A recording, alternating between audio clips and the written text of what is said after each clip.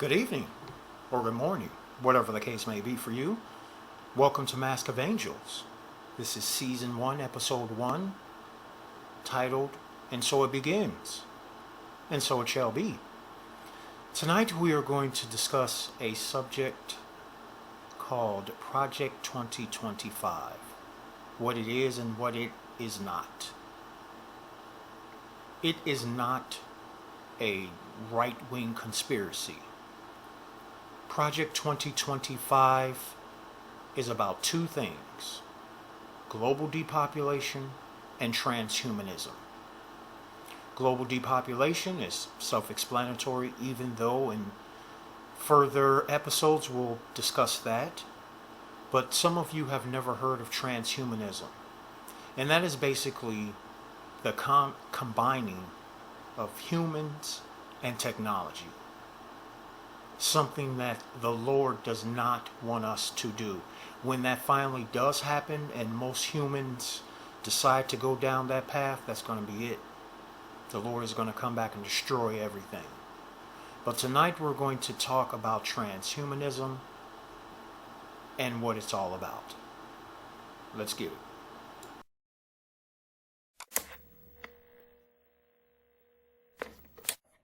And this transhumanist agenda, ain't it cool, man?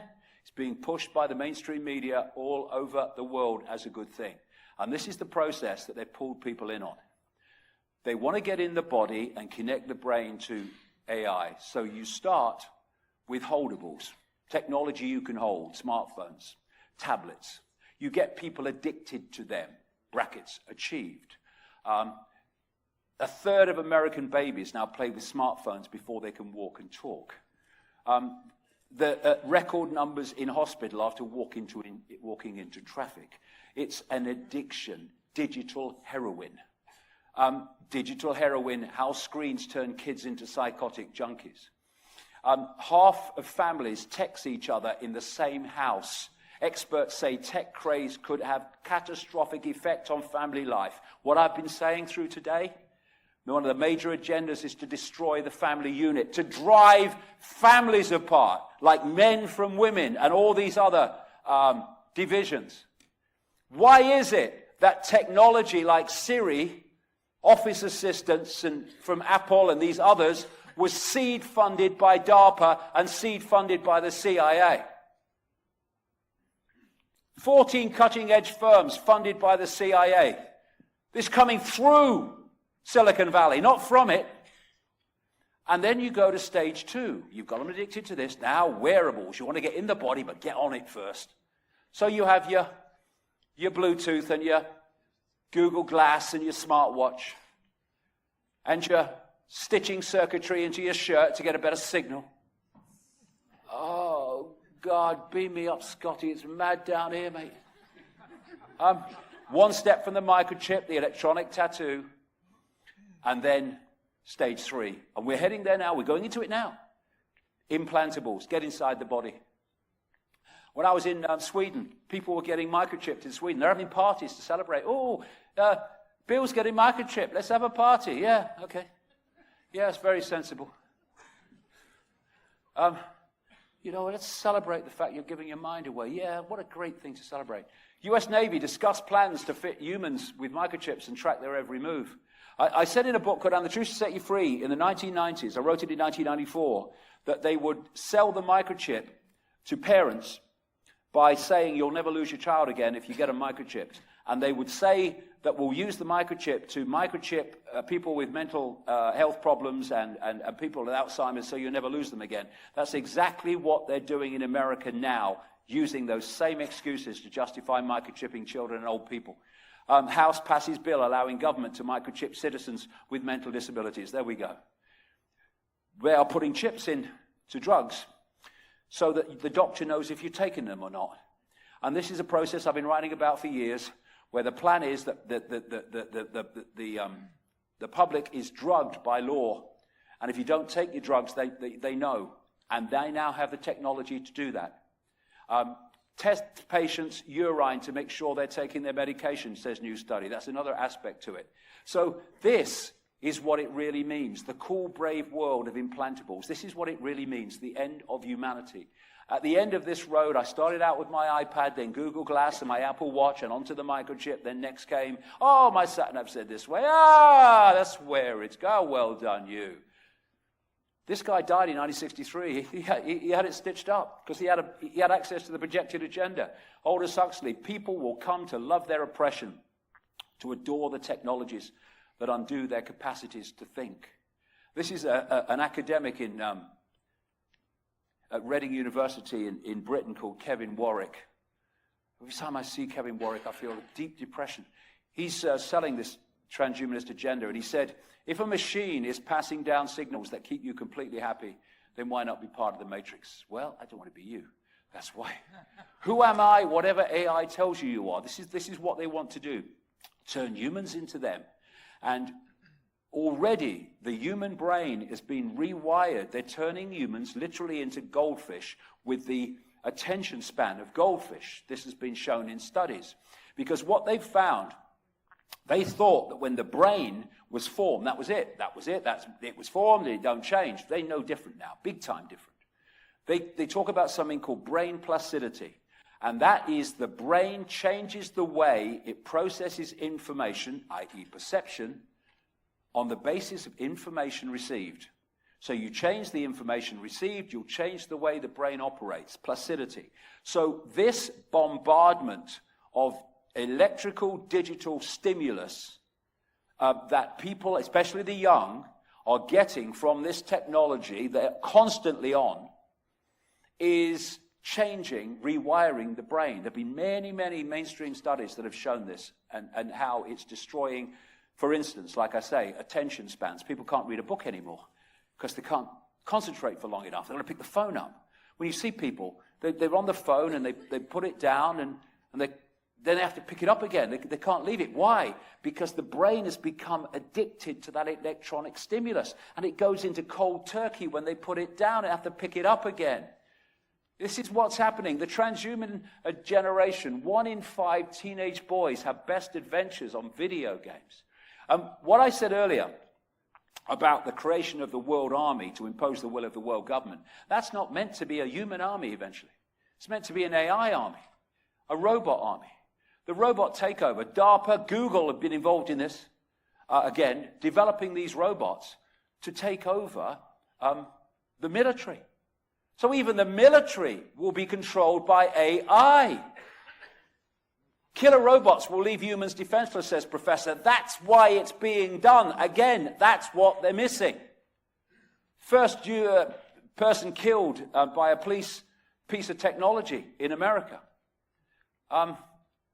All these military technologies are being transformed into AI technologies where artificial intelligence is running the show and deciding what they do.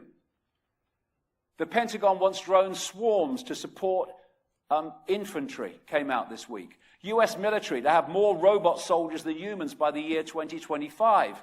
Robocops are coming to London. They're already in Dubai. They've got robot cops in Dubai. And what we're looking at, because the Matrix was so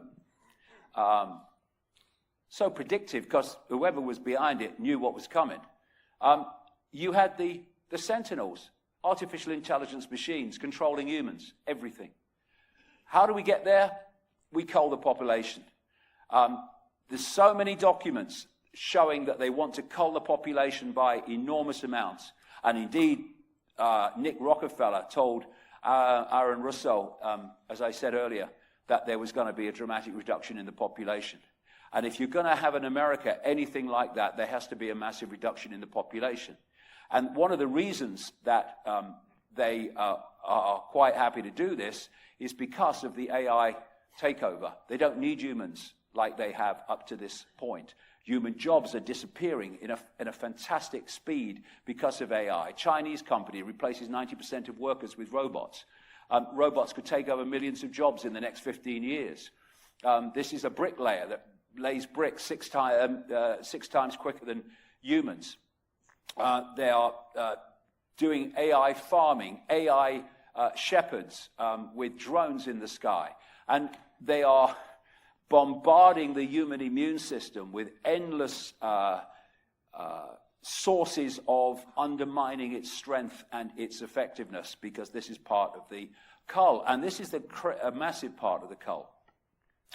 What they're finding now is, and there was one that came out just a few months ago, maybe 2 months ago, there is a dramatic fall in sperm counts. And they say they don't know why. Well, it's part of the cull. It's part of reducing the human race.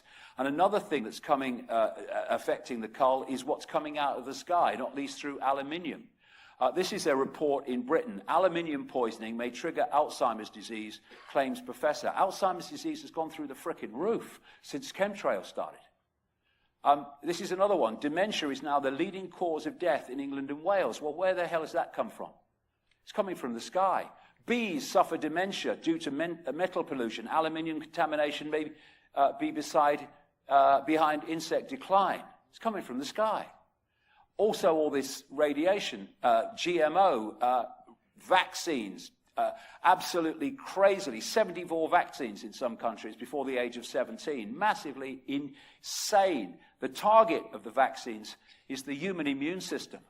So we become open to other things, and this is why they want mandatory vaccinations, because people are starting to say, hold on a minute, I'm getting a bit concerned about these vaccines and what they're doing. Oh, well, it was your choice to have them. If you're making the choice not to have them, they're now becoming compulsory, because they're massively part of this whole process as well.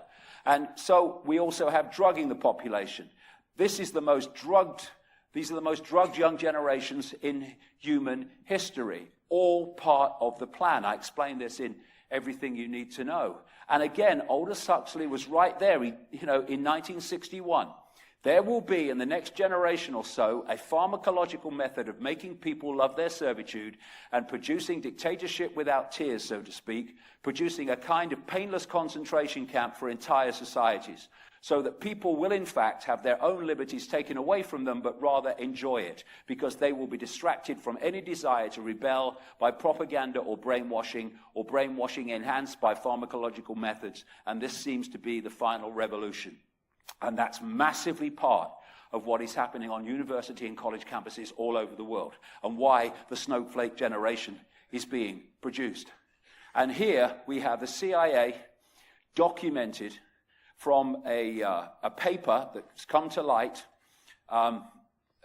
connected to MKUltra. The CIA documented long-range planning for a drugged and debilitated society. This has been planned all along, and it's in the paperwork that this was the plan all along.